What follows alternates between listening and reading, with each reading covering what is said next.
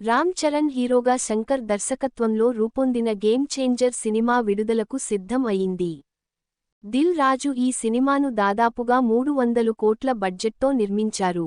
దిల్ రాజుకు ఈ సినిమా అత్యంత కీలకం అనే విషయానికి తెలిసిందే. దిల్ రాజు బ్యానర్లో ఇప్పటి వరకు వచ్చిన సినిమాల్లో అత్యధిక బడ్జెట్ సినిమాగా ఈ సినిమాను చెబుతున్నారు.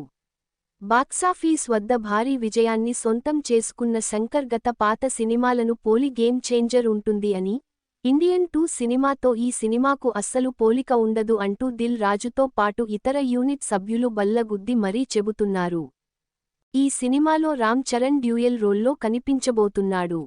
తండ్రి కొడుకుగా మొదటిసారి చరణ్ డ్యూయల్ రోల్ చేసిన నేపథ్యంలో అంచనాలు ఆకాశాన్ని తాకేలా ఉన్నాయి. అంచనాలకు తగ్గట్లుగా దర్శకుడు శంకర్ ఈ సినిమాను రూపొందించారు. చరణ్కి జోడీగా ఈ సినిమాలో ఇద్దరు ముద్దుగుమ్మలు నటించారు. తండ్రి పాత్రలో కనిపించిన చరణ్కి జోడీగా తెలుగు అమ్మాయి అయిన అంజలి నటించగా కొడుకు పాత్రలో నటించిన చరణ్కు జోడీగా కియారా అద్వానీ హీరోయిన్గా నటించింది. ఈ రెండు జంటలకు మంచి స్పందన వస్తుందని చిత్ర యూనిట్ సభ్యులు మొదటి నుంచి చెబుతూ వస్తున్నారు. అంజలి ఈ సినిమాలో అత్యంత కీలక పాత్రలో కనిపించబోతుంది అంటూ యూనిట్ సభ్యులు చెబుతున్నారు. సెకండ్ హాఫ్లో వచ్చే సన్నివేశాల్లో అంజలి పాత్రకు చాలా వెయిట్ ఉంటుంది అంటున్నారు. ఒక విధంగా చెప్పాలి అంటే సినిమాలో ఆమె గేమ్ చేంజర్ అంటున్నారు. అంటే కథ మొత్తం ఆమె వల్ల టర్న్ అవుతుంది. సినిమా మొత్తం ఆమె చుట్టూ తిరుగుతుంది. కనుక అంజలి కనిపించిన కొద్ది సమయం అయినా చాలా స్ట్రాంగ్ పాత్రతో కనిపించబోతుంది అంటూ సమాచారం అందుతోంది.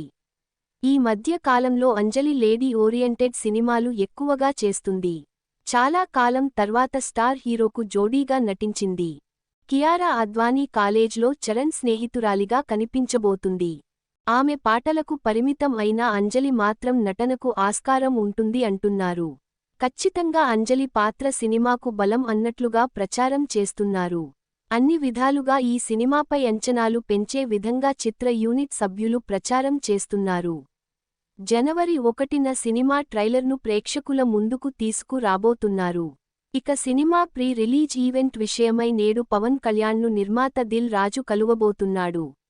ఏపీలోనే సినిమా ప్రీ రిలీజ్ ఈవెంట్ ఉండే అవకాశాలు ఉన్నాయి.